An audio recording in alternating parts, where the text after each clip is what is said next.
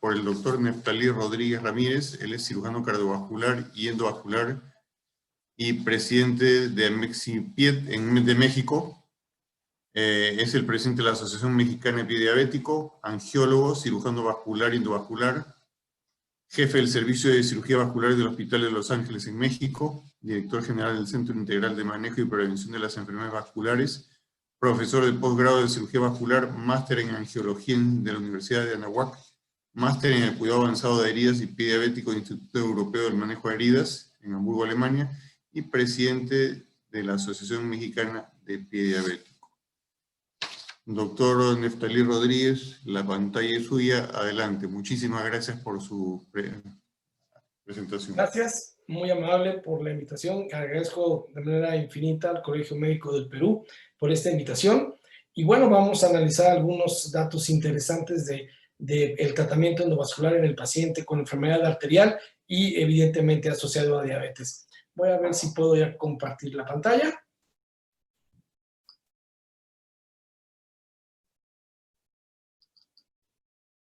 Creo que está ahí la función. ¿Se ve bien? Perfecto, está muy bien. Bueno, pues hablemos un poco de los criterios de tratamiento endovascular. Pero evidentemente no podemos hablar del tratamiento endovascular si antes no sabemos a quién vamos a ofrecerle o a quién vamos a someter a un tratamiento endovascular. Entonces, de alguna manera es interesante recordar algunos datos que seguramente ustedes tienen muy claros y que tiene que ver con la prevalencia del pie diabético a nivel mundial, que va a variar entre un 1.3 hasta casi un 5%. Esta cifra en países desarrollados, por supuesto, y bueno, a veces puede llegar hasta el 10% y tiene mucho que ver con algunas otras condiciones y características demográficas, sobre todo en sexo, en edad y el tipo de población. Lo interesante de esto es que aproximadamente cada año se desarrollan 4 millones de personas desarrollan una úlcera. Y estas úlceras van a preceder en el 85% a todas las amputaciones que se hacen. Entonces, la estadística es interesante. ¿Qué pasa en mi país? México es un país complicado. En México, igual que el coronavirus, igual que el COVID-19, la diabetes es una pandemia, pero es una pandemia que está establecida desde hace mucho más tiempo y en la cual la parte médica, gubernamental, la parte médica, operativa, no hemos logrado controlar, no hemos logrado influir. Hasta la encuesta de salud del año pasado, 2018-2019, teníamos una prevalencia total en México alrededor de casi el 11% de personas con diabetes, que representaban más o menos unos 9 millones de personas. Lo interesante con esto es que, bueno, es un poco más alta la prevalencia en mujeres que en hombres. Si ustedes se dan cuenta, por alguna razón, en los hombres la prevalencia era un poquito más alta hasta hace 8 años, pero en este último año se invirtió esa relación estadística y entonces estamos hablando de que hoy día, por un escaso margen porcentual, los hombres tienen un poco más o padecen un poco más de diabetes en México. Este es el país y lo interesante acá es que en México somos un país grande en relación a su extensión geográfica y también con una multiplicidad de culturas, geografías, gastronomías, etc. Entonces no podemos realmente tener una prevalencia exacta de la diabetes porque cada región, cada parte del país tiene una gastronomía distinta, tiene costumbres diferentes, tiene situaciones distintas. Entonces, en realidad todo esto es muy, muy importante para nosotros y bueno, ahorita uno de los lugares más complicados, tanto con COVID como con diabetes, es la propia Ciudad de México. Es interesante saber esto porque únicamente de todos los adultos que se analizaron en la encuesta nacional de salud en México, prácticamente muy pocos, exactamente para ser exactos, alrededor del 10-11% únicamente se habían hecho el diagnóstico previamente, los otros ni siquiera sabían que eran diabéticos. Pero lo que es peor es que en este grupo de pacientes adultos con un diagnóstico médico previo de diabetes, en promedio solamente se realizó una determinación de hemoglobina glucosilada en un año. O sea, esto es una verdadera situación triste, lo que representa prácticamente más o menos el 20% de todos nuestros pacientes en México diabéticos, los que pueden hacerse un estudio de laboratorio al año. Esto habla de muchos factores, habla de problemas a nivel de gobierno, habla de problemas a nivel de salud pública, habla de problemas evidentemente financieros, habla de que somos un país que tiene un alto porcentaje de su población en pobreza importante. Y entonces, bueno, ni siquiera podemos tener un control metabólico correcto de nuestros pacientes. Y esto evidentemente que va a incidir mucho más, pero mucho más, en la presentación de las complicaciones de diabetes, una de las cuales es la enfermedad arterial. Otra cosa también que es deprimente, pero es la verdad, es la realidad, y no les miento, ahí está la fuente, la encuesta nacional de salud en mi país de 2018-2019, vean ustedes que únicamente un 26.3% de los pacientes que tienen el diagnóstico de diabetes se les hizo una revisión de los pies en un año. Entonces, no es posible que tengamos 9 millones de diabéticos y que únicamente a menos del 30% les revisemos los pies. Estoy hablando de que esto es un acto médico, un acto clínico que podría evitar una amputación si nosotros mismos, junto con el gobierno, junto con toda la iniciativa en la medicina pública, en la medicina privada, nos preocupáramos un poquito más por esto. En relación, pues, ya les decía, solamente el 26.3% de los pacientes mayores de 20 años refirieron que tuvieron una revisión del pie, el 27% de ese 26.3% eran hombres, el 26% eran mujeres, todos eran mayores de 60 años, lo que habla de que son pacientes que están en plena edad adulta, que todavía son productivos y que seguramente una amputación les va a venir a cambiar la vida. Entonces, esto es muy interesante porque bueno, les muestro ahí el porcentaje arriba de 60 años, mujeres el 30%, hombres también, mitad y mitad prácticamente, solamente recibieron una revisión de sus pies en el transcurso de un año. Entonces, creo que esto les da a ustedes el panorama de los graves problemas que tenemos en México. Y si tenemos estos problemas en el diagnóstico, en la revisión, en el control, imagínense ustedes lo que tenemos cuando hablamos de tratamiento de estos pacientes.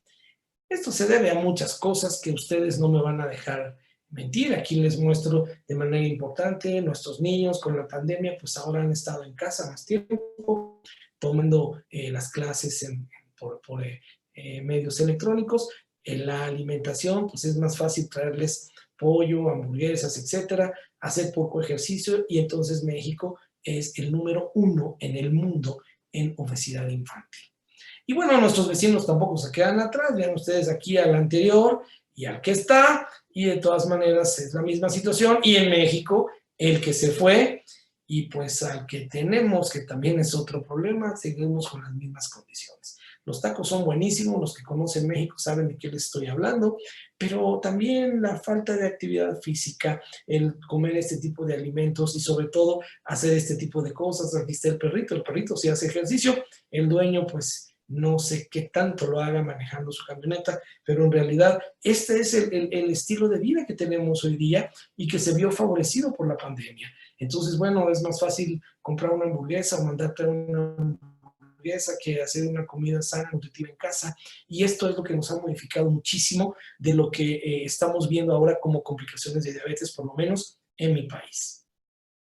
La enfermedad arterial, y todo el mundo lo sabemos, forma parte directa e importante del paciente diabético. Y la enfermedad arterial es interesante porque igual muchas veces que pasa con la neuropatía, que representa más o menos el 60%, la enfermedad arterial hoy día está entre un 30 y 40%, en gran parte de estos pacientes está asintomática. Y evidentemente que al estar asintomática también va a presentarse un aumento en el riesgo de morbilidad cardiovascular. Esto va a evolucionar de manera rápida hacia una isquemia crítica, lo cual prácticamente representa el estadio final de la enfermedad. Entonces, ¿cuál es el criterio principal para operar a un paciente diabético con complicaciones arteriales? Pues la isquemia crítica. Y tenemos que hablar obligadamente de isquemia crítica. Y en isquemia crítica prácticamente tiene clínicamente algunos estadios que debemos analizar. Primero, el dolor de reposo, las úlceras isquémicas, que todo el mundo conocemos. Por otro lado, la pérdida tisular, la gangrena, y finalmente nos va a llevar a una amputación. Entonces, el término importante para nosotros como cirujanos vasculares es saber que un paciente diabético puede pasar muchos años en ese porcentaje de pacientes que van de un 30 o 40% con una enfermedad arterial, pero que en el momento que desarrolla una isquemia crítica estamos en un problema realmente grave. No podemos olvidar que la diabetes mellitus tiene una coexistencia, y esto de acuerdo al estudio Capri, desde hace muchos años, hace ya muchos años, casi 22 años, que Capri demostró que la diabetes, la enfermedad arterial coronaria y la enfermedad arterial periférica se juntan haciendo una mezcla de porcentajes interesantes y peligrosos. Entonces, nuestro paciente diabético va a tener una enfermedad arterial en las piernas. Evidentemente, eso lo pone en un riesgo de una amputación, pero también lo tengo en un riesgo de una embolia cerebral por un ictus a nivel de las carótidas, a nivel de las vertebrales, y también lo tengo en un riesgo de un infarto por obstrucción de las coronarias. Y entonces, esto genera un panorama muy complejo donde el paciente diabético está metido en un verdadero problema vascular. En Estados Unidos se supone que hasta el 2019, datos del 2019, 20 millones de personas tenían enfermedad arterial. 9 millones desarrollan isquemia crítica. Y ya sabemos ahora que la isquemia crítica es igual a urgencia. Entonces, imagínense 9 millones de personas que tienen que tratarse de manera urgente por una enfermedad arterial. Y esto representa básicamente un aproximado del 11% del total en los Estados Unidos. Evidentemente, yo pienso que en América Latina, en México, ese 11% es mucho más allá. ¿Por qué? Porque Estados Unidos ha bajado su prevalencia de diabetes desde hace prácticamente 10 años, que ellos están haciendo una serie de programas gubernamentales, médicos, preventivos, etcétera, para disminuir su prevalencia de diabetes. En México, aunque hagamos o no hagamos, esto va para arriba, ni modo. No hemos logrado mantener un aumento en la prevalencia de diabetes y por lo tanto tampoco hemos disminuido nuestro porcentaje de enfermedad arterial y por lo tanto tampoco hemos disminuido la posibilidad de amputaciones que en promedio el año pasado, antepasado en México iban alrededor de 85,000 en un año.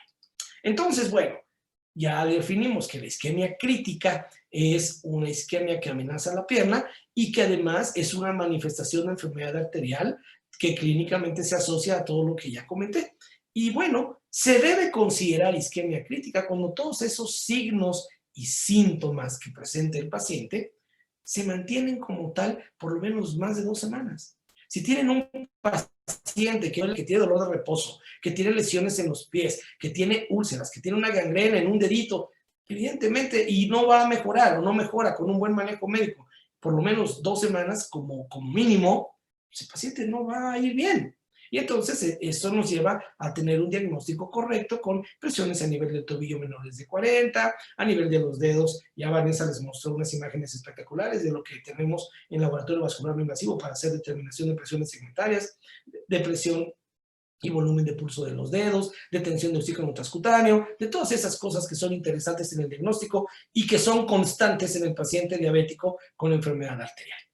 Entonces, la enfermedad arterial la tenemos de una manera importante y va a evolucionar a isquemia crítica prácticamente en relación a 220 casos por día por cada millón.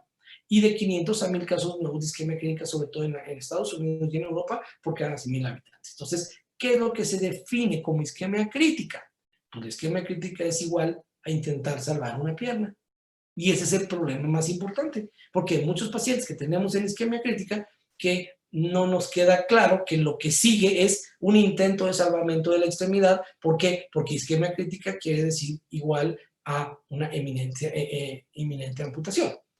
¿Cuál es la mortalidad del paciente de enfermedad arterial con diabetes con isquemia crítica? Bueno, primero, cuando un paciente recibe el diagnóstico por primera vez de isquemia crítica, el riesgo de que se muera ya por el puro diagnóstico al año es del 24%. Y ya vieron ustedes qué representa la isquemia crítica. A los 5 años, el 60% de los pacientes que tenían un diagnóstico como isquemia crítica se van a morir. Y solo únicamente, vean, esto es bien interesante, solo 6 tipos de cáncer tienen una mortalidad mayor que la que tiene la isquemia crítica a 5 años. Con esto les doy un panorama interesante de por qué el criterio más importante para saber que un paciente diabético tiene que llegar a una cirugía, en este caso me toca hablar de cirugía endovascular, pero puede ser cirugía endovascular, cirugía abierta o algún intento en pacientes no revascularizables, de lo que sea, es una de las cosas importantes. Aquí les muestro esto que es interesante. Vean ustedes, solamente por arriba de la isquemia crítica está el cáncer de páncreas, cáncer de pulmón, el de esófago, el de hígado y el de estómago, y luego la isquemia crítica. Eso es la gravedad de lo que representa para un paciente diabético evolucionar a una enfermedad arterial con isquemia crítica y que no se haga nada o el intento de salvar la pierna. Entonces, hasta aquí sabemos que la isquemia crítica es igual a intento de salvamiento de la extremidad. Lo peor de todo es que todavía tenemos un subdiagnóstico de esto y un tratamiento parcial. Entonces, fíjense bien que esto es súper interesante porque la isquemia crítica debe tener una buena evaluación diagnóstica. Debe tener una terapia médica, por supuesto. Quien diagnostica a un paciente diabético con enfermedad arterial debe ir al tratamiento médico de entrada y estar ese paciente en una observación estricta. Estricta. Debe haber una revascularización que deben ser apegadas a las guías establecidas por las diferentes sociedades médicas. Pero vean qué interesante. 1 de 4 pacientes tiene acceso a un estudio de imagen vascular. Y aún teniendo el diagnóstico de isquemia crítica y de amenaza de pérdida de la pierna, y sabiendo que el riesgo de amputación ya en estos pacientes está alrededor del 90%. ¿De qué nos habla esto? De muchas cosas. Deficiencias en diagnóstico primario, deficiencias en capacidad económica para poder hacer los estudios necesarios, deficiencias en educación y sobre todo deficiencias en prevención. Entonces, imagínense ustedes, si nada más 1 de 4 vamos a poder tener una imagen de lo que está pasando con esas arterias, y aún sabiendo que el paciente tiene isquemia crítica y con un riesgo de amputación del 90%, no se hace un diagnóstico adecuado, pues en realidad estamos en problemas. El tratamiento médico, evidentemente, tiene que ver con aterosclerosis sistémica, con múltiples comorbilidades. Evidentemente, el control médico de la diabetes es importantísimo, la hipertensión y las dislipidemias, y esto obligadamente debe controlarse para disminuir el riesgo de las complicaciones y las amputaciones mayores y la muerte. Sin embargo, menos de la tercera parte de los pacientes que tienen isquemia crítica reciben el tratamiento médico óptimo. Entonces, tenemos el diagnóstico, sabemos que es una amenaza de pérdida de la pierna, sabemos que el 90% se van a amputar, y ni así, por lo menos en México, tenemos la opción de tratar de una manera óptima a estos pacientes desde el punto de vista médico. Entonces, pues este es el problema. Cada una de esas imágenes que les estoy mostrando ahorita es isquemia. Y todas son isquemias críticas. Todas son amenazas de la pérdida de la extremidad.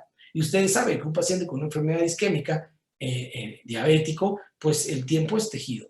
Entre más tardemos nosotros en revascularizar estos pacientes, entonces estamos perdiendo mucho más tiempo para que ese tejido pueda pues mejorar y sobre todo tengamos la posibilidad de salvar esa pierna. Entonces, pues esto es un binomio extremadamente grave.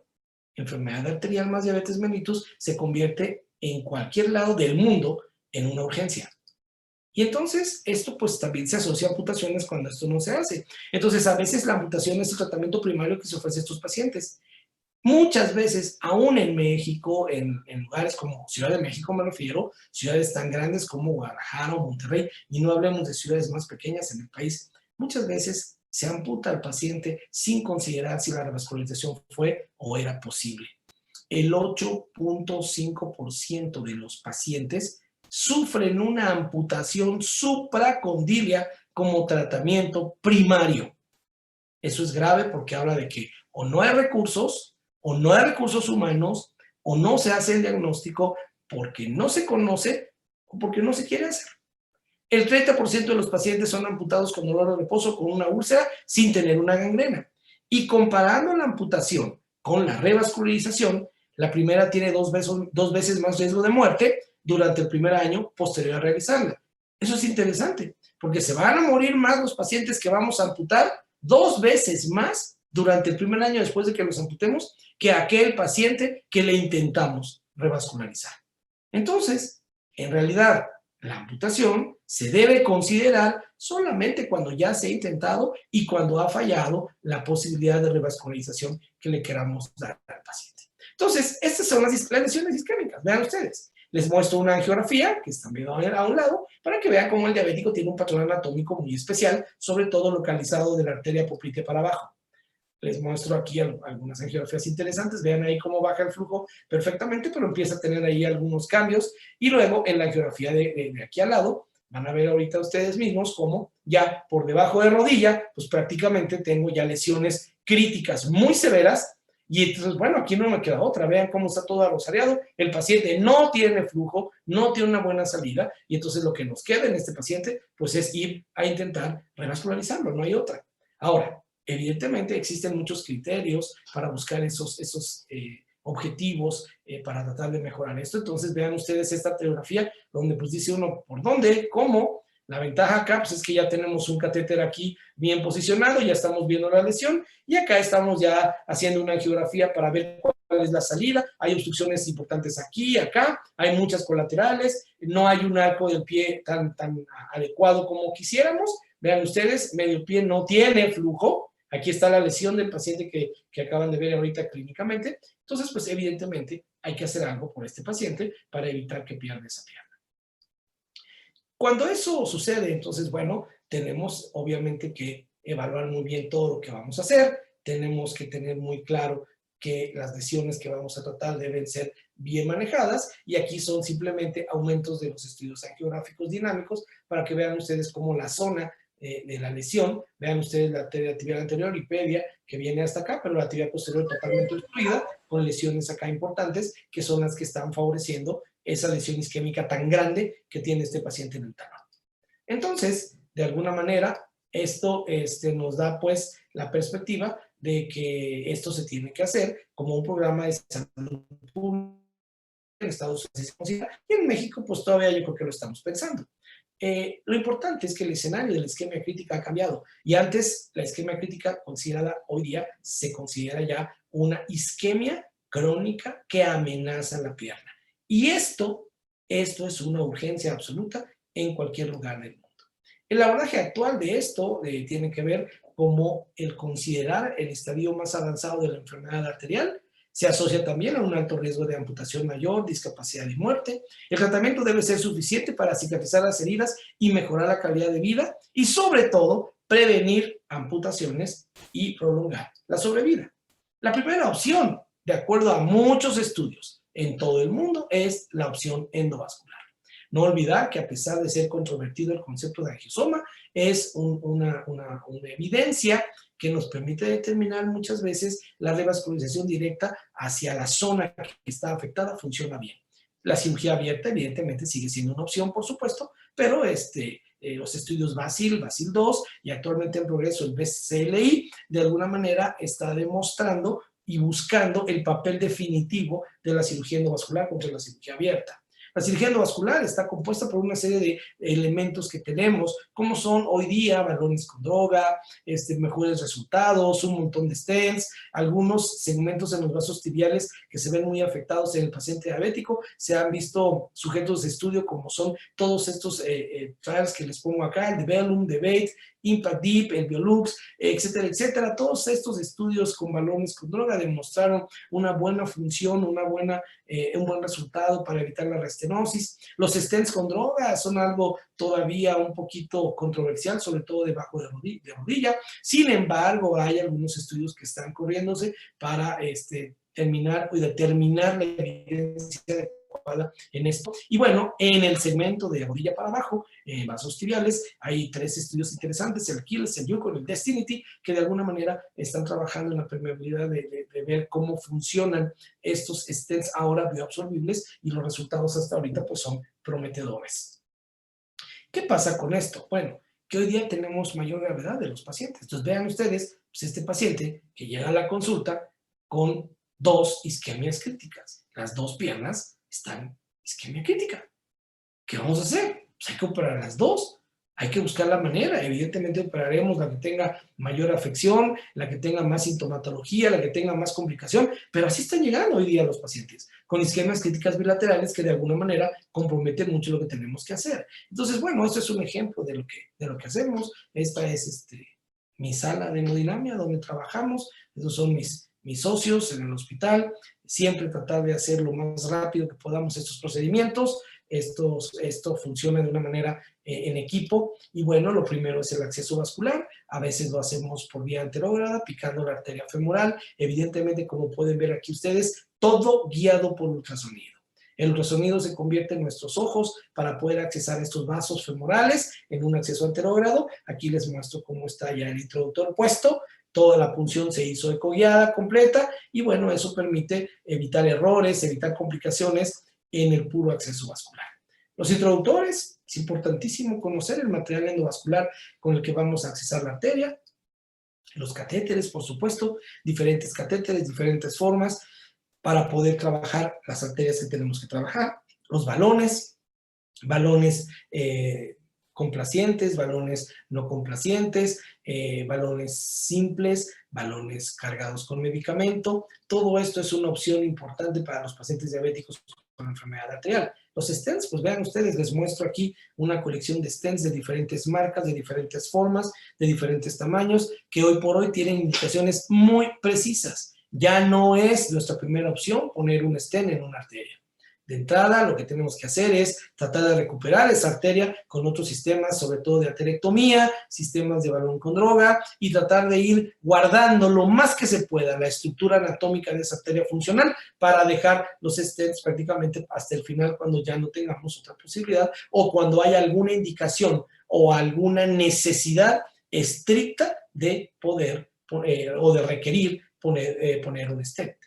El impacto del uso de los stents es importante, y entonces, como les acabo de decir, los usamos hoy día para tratar complicaciones de una angioplastía de forma inmediata, como puede ser una estenosis residual, como puede ser una disección.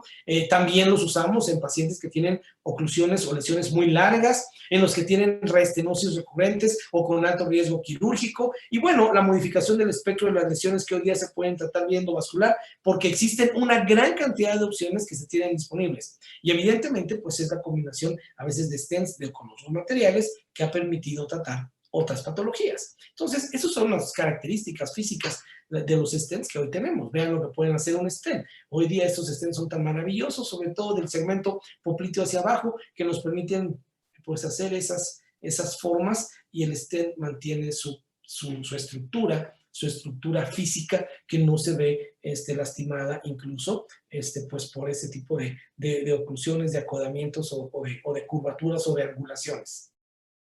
Las indicaciones para colocar un stent pues puede ser estas, las que hoy día son más frecuentes: una disección posangioplastía, una estenosis residual arriba del 30%, que existe un gradiente de presión en la arteria cuando medimos las presiones, cuando hay una estenosis recurrente posangioplastía, oclusiones, lesiones largas, embolizantes, calcificaciones importantes, etcétera, etcétera, etcétera. Entonces, esto es una oclusión porcinal. Aquí pueden ver ustedes cómo está tapada la arteria acá arriba, la arteria abajo, y con una buena salida. Entonces, estos son los factores predictores de éxito para el tratamiento endovascular en un paciente que tiene una obstrucción arterial. Primero, que una obstrucción sea proximal y sabemos que vamos a tratar. Segundo, buscar los vasos que están recanalizados abajo. Y tercero, saber que esos vasos tienen salida distal. Evidentemente, este paciente no es un paciente diabético. Este paciente tiene una lesión en la femoral, y pues las arterias distales de la rodilla para abajo se ven bien. Entonces, el patrón anatómico más común encontrado en los pacientes diabéticos son lesiones por debajo de rodilla, y evidentemente pues son las lesiones que más difícilmente se tienen que abordar. Entonces, pues esa es la idea con estos pacientes, donde vemos una isquemia de esta naturaleza. El paciente va a la sala de operaciones, vean de inmediato el tipo de lesión que encontramos. Esa es la poplitea en la segunda y en la tercera porción. Bajamos un balón, logramos canular de manera adecuada, y vean ustedes el resultado prácticamente pues a los 30, 40 minutos de haber entrado a la sala. A veces es sencillo, a veces puede ser totalmente imposible hacer esto. Entonces, bueno, hay muchas razones. Vean otro caso, la lesión, la angioplastía, la colocación del stent, y bueno, pues vean finalmente cómo cómo queda el paciente ya recuperado de esta obstrucción total que teníamos acá arriba. Vean ustedes cómo aquí abajo ya logramos recuperar. Incluso logramos mantener las colaterales que ven aquí, la otra colateral que ven acá, se mantienen ya con el stent colocado. Aquí está el stent ya conformado a la anatomía de la arteria y eso nos permite pues tener un buen resultado. Vean otro ejemplo, aquí estamos viendo una lesión pequeña, el catéter arriba, podemos pasar, hacemos angioplastía, vean ustedes acá cómo logramos hacer una aterectomía y esta aterectomía nos permite mejorar la entrada del vaso y luego viene un balón que nos permite hacer una buena angioplastía y bueno. Y abajo es lo más difícil a veces. Hay muchas formas de trabajar todo lo que es de la rodilla para abajo. Accesos anterógrados pueden ser útiles. Hay que tratar siempre de tener un arco plantar, darle una vuelta mínimo de 180 grados, hacer una angioplastía subintimal, y entonces, bueno, a veces ese es un ejemplo. Aquí está la guía de cómo está bajando, logramos bajar al arco y logramos canular la tibial posterior hacia el otro lado. Vean ustedes otro ejemplo, ahí está el balón ya haciendo la angioplastía y bueno, vean ustedes el resultado final. Esto es importante, ¿por qué? Porque estamos logrando formar un arco completo, el paciente queda revascularizado en su totalidad y entonces esto va a generar prácticamente un resultado bueno con la lesión que podamos tener. Otros ejemplos, vean ustedes, un pie prácticamente únicamente con colaterales, 2 o 3 arterias de las que van directamente al primero, segundo y tercer dedo, no había muchas opciones, logramos bajar la guía, logramos pasar al arco. Si ustedes se dan cuenta aquí en esta imagen no ven un arco, aquí la guía ya logró hacer un arco y entonces, bueno, vamos a tratar de que con ese arco que formamos con la guía, el balón pueda trabajar. Entonces aquí tienen ustedes el balón, un balón largo de que puede ser desde 1,5 hasta 2,5 milímetros, por lo menos son las medidas estándar promedio de nuestros pacientes, se hace el arco y entonces pues vean, ahí ya tenemos un arco que está tomando ya 1, 2, 3, 4 arterias que van directamente al pie, o más bien a los dedos del pie. Entonces, esto es lo que uno puede hacer. Aquí queda esta parte incompleta que evidentemente habrá que completar por la vía tibial posterior para tratar de formar un arco completo. Pero la idea es esta, la idea siempre es tratar de revascularizar. Y en esos pacientes, lo menos a veces es más. Lo que podamos hacer, lo que pueda mejorar y dar un buen tratamiento médico a veces es suficiente. Entonces vean las lesiones, vean después de una angioplastía cómo llegan con isquemias, lechos isquémicos, se empieza a granular, se empieza a dar manejo de la herida y finalmente se logra este tipo de cicatrizaciones y acá bueno, entra ya nuestro podólogo, nuestro podiatra para generar las ortesis, las plantillas, el calzado, los cambios de biomecánica, el punto de apoyo, etcétera, para tratar de que ese pie se mejore una vez revascularizado. Otro ejemplo, vean ustedes esta obstrucción acá arriba, malísima la arteriografía, miren ustedes lesiones importantes, balones, stents, y después vean cómo estaba este dedito, y una vez que hicimos el procedimiento, esto empieza con una buena perfusión, y eso nos permite completar una amputación. Lo importante acá es tener claro que no podemos ir a quitarle un dedo a nadie si no tenemos una valoración vascular perfectamente hecha y tenemos los criterios adecuados para dar el manejo médico pre, trans y postoperatorio a estos pacientes con tal de limitar la pérdida de tejido. Aquí tienen otro ejemplo, vean ustedes este tipo de lesiones, angioplastiamos, vean cómo se recupera la arteria, hicimos el arco, aquí pueden ver el balón en la tibial posterior, vean las lesiones que tenía el paciente en la cara anterior, en la cara lateral y en el talón. Entonces, así son estos pacientes, son extremadamente complejos porque llegan con nosotros ya en estadios muy avanzados, donde muchas veces, aún haciendo lo imposible, no podemos, no lo logramos. Y entonces, bueno, pues estos pacientes se ven condenados, si les da tiempo, a algún método adyuvante. Ya habló Vanessa de las prostaglandinas, que es un método adyuvante al paciente isquémico que no es revascularizable. Y hay otras cosas más que seguramente nos van a hablar a continuación. Pero vean ustedes algunos ejemplos. Aquí tenemos un balón en una arteria tibial, otro balón en la peronea, tratando de proteger los ostiums de los dos, y el balón más importante en la tibia posterior, abriendo para tratar de mejorar ese flujo. Vean ustedes aquí otro ejemplo, el balón ya dando la vuelta, la guía primero, el balón atrás, aquí la guía hasta prácticamente la mitad ya del pie tratando de hacer un arco, y bueno, pues eso es lo que siempre tratamos de llegar lo más distal posible. Tenemos pacientes diabéticos con enfermedad renal o con enfermedad renal que no es todavía sujeta de tratamiento sustitutivo con diálisis, con hemodiálisis. Entonces usamos el CO2. Y vean ustedes qué buenas imágenes nos permite tener el CO2 para poder tratar este tipo de pacientes. Aquí está un ejemplo. Vean desde arriba, acceso anterógrado, angioplastía distal. Aquí está todo el balón completamente abierto. Vean ustedes cómo llegamos prácticamente a la arteria pedia. Le damos la vuelta. Tenemos un balón completamente abierto con la guía prácticamente haciendo una U completita hasta arriba. Aquí no hay pretexto para que esto quede bien, porque tenemos accesado y logramos pasar a los dos vasos, y esto en pacientes pues, con enfermedad renal y con necesidad de hacerlo con CO2. Ahí pueden ver ustedes dónde está la guía y pueden ver hasta dónde podemos llegar con estos pacientes. Evidentemente que hay factores que se asocian a la curación de las heridas después de hacer esto, y esto es cuando uno hace una buena técnica endovascular, muchas veces se puede recuperar el pulso, esto es importante, el pulso palpable, o bien pueden mejorar las velocidades por eco dentro de los límites de acuerdo al segmento anatómico tratado, y una arteria, mínimo una arteria permeable en su totalidad por debajo del tobillo. La función renal sin deterioro significativo, una creatinina sérica menor de 1.5. Todo esto es importante tenerlo en cuenta cuando vamos a revascularizar endovascular. Y aquí hay otras opciones que a veces tenemos que usarlas, como son stents recubiertos, la aterectomía que les decía que hoy día tiene un papel preponderante. Hoy día tenemos en México 4 o 5 aterotomos distintos que nos permiten hacer caminos en esas arterias obstruidas, llenas de calcio, llenas de placas. El acerexímero no lo tenemos en México, pero sí tenemos ultrasonido intra y extravascular, y eso nos permite de alguna manera tener opciones para estos pacientes que son muy, muy complejos. Y bueno, a veces tenemos que combinar nuestras posibilidades, y hoy día es muy común tener que abordar al paciente por la ingle o por abajo. Y aquí les muestro un paciente que tiene un introductor en la pedia, en la tibial posterior, uno más arriba, y bueno, todo esto tiene que ver con los tipos de placas que se encuentran. A veces tenemos riesgo de embolizar, y todas estas cosas se pueden capturar abajo para que no se vaya a las arterias distales del pie, y la idea es que los que no se pueden revascularizar a veces, pues tenemos algunas opciones endovasculares, como es esta, que es el InFlow, que es una arterialización de una vena endovascular utilizando estos dispositivos endovasculares. El estudio PROMIS-1 es el que está evaluando todo esto. Hay muchas otras cosas que seguramente ustedes conocen, pero de alguna manera todo esto son opciones en el paciente pues, que no tiene una buena opción. Este es un flujograma publicado en el Journal of Vascular Surgery el año pasado, donde pueden ver ustedes qué pacientes son los que tienen que ir para obtener una buena imagen para revascularización. Y aquí tienen que ver los índices tobillo-brazo, la pérdida tisular, a buscar algunas alternativas para dolor de reposo, pero todo esto en general es un protocolo que tenemos que conocer y que tenemos que seguir para poder decidir a quién vamos a revascularizar o no.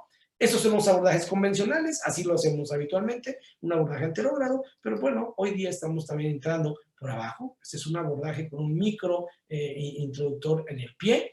Este microintroductor me permitió después colocar un introductor más grande y esto conectar el pie con la ingle. Aquí tengo mi introductor 6 French, aquí tengo un introductor 4 French, aquí tengo ya un catéter que me permitió pasar una guía, y entonces aquí haré hasta lo imposible seguramente para tratar de abrir lo que pueda y que el flujo llegue al pie. Y si logramos hacer esto, entonces el paciente tiene una posibilidad enorme de salvar su pierna.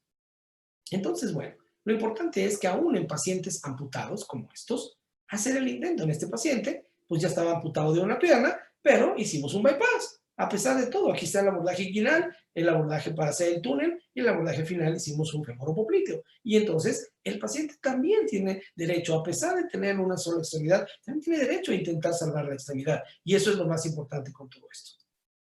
¿Se puede evitar esto? No sé, pero hay que intentarlo.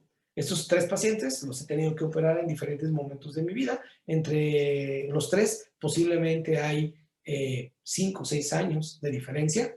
El primero recuerdo mucho fue este paciente, porque vean ustedes la tragedia. El paciente intubado en terapia intensiva, con un catéter de diálisis peritoneal acá, amputado este muñón, y lo peor, el otro muñón amputado isquémico.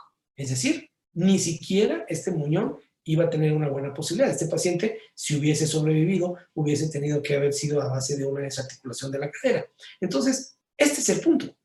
Hay que evitar esto. y tratar de hacer lo menos que podamos este tipo de cirugías, ya sea por forma endovascular o abierta o como queramos, pero siempre hay que tratar de brindarle una posibilidad al paciente. En conclusión, y esto es interesante, para que a nuestros pacientes les vaya bien, debemos ser coherentes entre lo que pensamos, entre lo que creemos, entre lo que decimos y entre lo que hacemos. Y lo que tenemos que pensar primero es cómo salvarle la pierna a un paciente. Después tenemos que creer que existen las formas y si no las tenemos, hay que buscarlas. Y después tenemos que hacerlo y realmente hacerlo. Muchas gracias.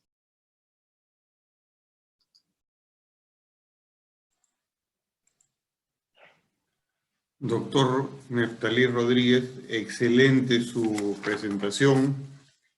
Esta es una muestra de de las realidades que hay en Latinoamérica. México, Colombia, Argentina, Perú, todas las realidades son exactamente iguales, no hay casi ninguna diferencia.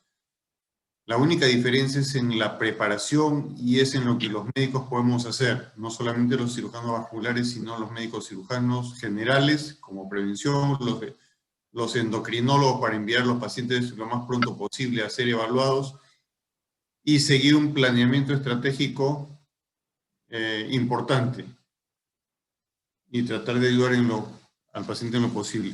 Nuevamente, muchísimas gracias al doctor Neftalí Rodríguez. Un muy agradecimiento muy sincero por su brillante exposición y el equipo organizador le hará llegar su certificado correspondiente y por el gran aporte que nos ha hecho.